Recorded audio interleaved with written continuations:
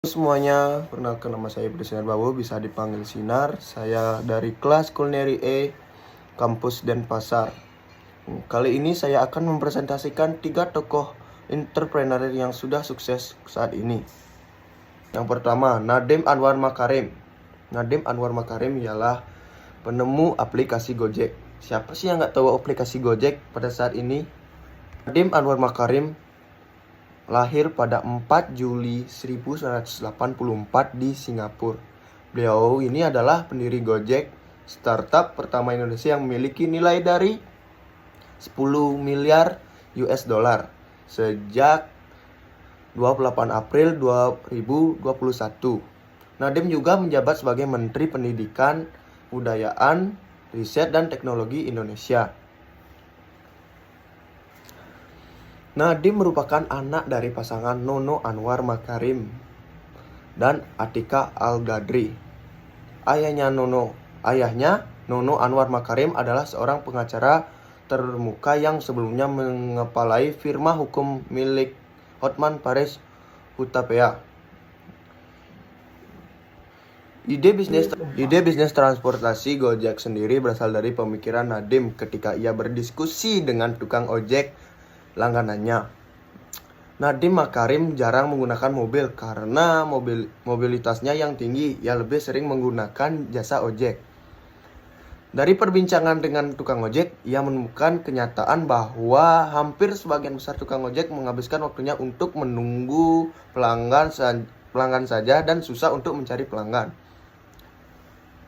Di sisi lain, kemacetan Jakarta makin memburuk, maka dibutuhkan sebuah layanan transportasi yang cepat serta pengirimannya yang cepat untuk membantu warga Jakarta. Awal berdirinya Gojek, kemudian pada tahun 2011, Gojek sebagai perusahaan resmi didirikan oleh Nadiem Makarim yang kemudian menjabat sebagai CEO Gojek. Awal berdiri Gojek, Nadiem mempunyai 20 driver Gojek dan sistem yang ditawarkan yakni via telepon call center, di mana pelanggan menghubungi langsung call center untuk mendapatkan driver terdekat. Pada waktu itu jumlah karyawan Gojek masih sangat terbatas dan driver pun juga masih sangat terbatas. Namun keyakinan dari Nadiem Makarim akan perusahaannya membuat Gojek bisa bertahan hingga melaju pesat beberapa tahun berikutnya. Sehingga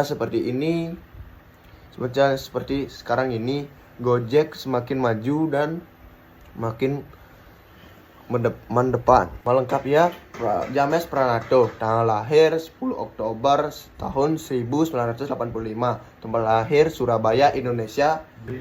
James Pranato lahir pada tanggal 10 Oktober tahun 1985. James Pranato mulai karir bisnisnya dengan terjun ke industri food dan beverage. Pada awalnya ia mencoba membuka bisnis teh premium dengan merek Lewis and Carroll LLC di Jakarta. Namun bisnis tersebut gagal karena harga teh yang terlalu mahal dan pasar yang terbatas. Meski begitu, kegagalan ini tidak menghentikan semangat James. Pada tahun 2017, James bersama dua temannya, Edward dan Tiranata dan Cynthia Karerunisa, mendirikan Kopi Kenangan, sebuah perusahaan yang bergerak di bidang kopi kekinian. Kopi Kenangan menawarkan harga yang lebih terjangkau dibanding dengan produk kopi premium lainnya, dengan kisaran harga mulai dari Rp18.000 hingga Rp42.000 per cup. Konsep ini terbukti berhasil. Kopi Kenangan kini memiliki lebih dari 600 gerai yang tersebar di seluruh Indonesia. Kopi Kenangan, startup unicorn food and beverage pertama di Asia Tenggara. Kopi Kenangan bukan hanya sekedar menjadi brand kopi yang terkenal, tapi juga berhasil meraih status startup unicorn pertama di sektor food and beverage. Keberhasilan James Pranato dalam membangun Kopi Kenangan membawa namanya ke dalam daftar bergengsi. Pada tahun 2019, ia masuk dalam 30 under 30 Asia dalam kategori Retail and Commerce versi majalah Forbes. Selain itu, James juga tercatat dalam daftar 40 founder 40 versi Fortune Indonesia yang mengakui kontribusinya dalam industri bisnis dan perubahan yang dibawa oleh Kopi Kenangan di dunia perkopian Indonesia.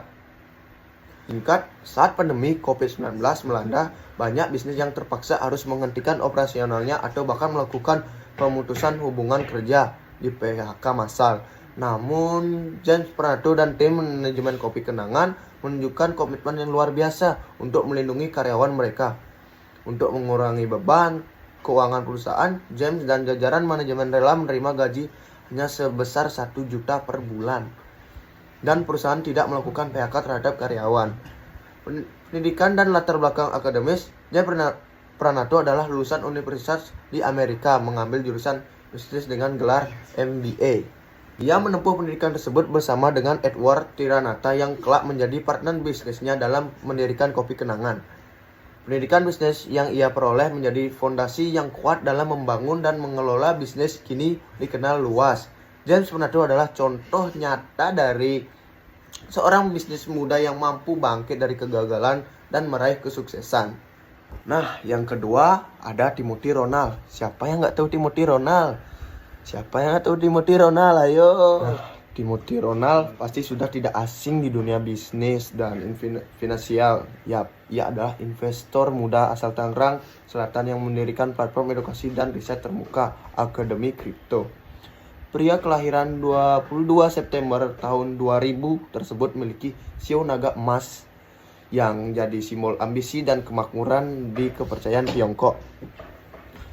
Sebelum merambah dunia investasi, Timothy dikenal sebagai seorang pedagang pomade impor sejak usia 15 tahun. Wow. Demi mendapatkan modal berinvestasi kripto dan saham. Nah, pertama, ia berhasil menggandakan uang puluhan miliar di usia 22 tahun. Bayangin bro. Timothy Ronald atau Doc Akademi Kripto, sedari kecil Timothy terobsesi dengan figur Warren Buffett dan membaca ratusan buku investasi dan keuangan. 2. Pemegang saham termuda Holding Group. Timothy Ronald di akhir tahun 2022, Timothy bertemu dengan founder dari Binance sekaligus orang terkaya di industri kripto, Changpeng Zhao, yang membuatnya semakin yakin dengan masa depan Bitcoin. Timothy yang sudah mengenal baik teknologi sejak 2016 tidak ragu untuk langsung all-in ke Bitcoin di harga 290 juta. Dan sekarang uang tersebut sudah menjadi 1,7 miliar.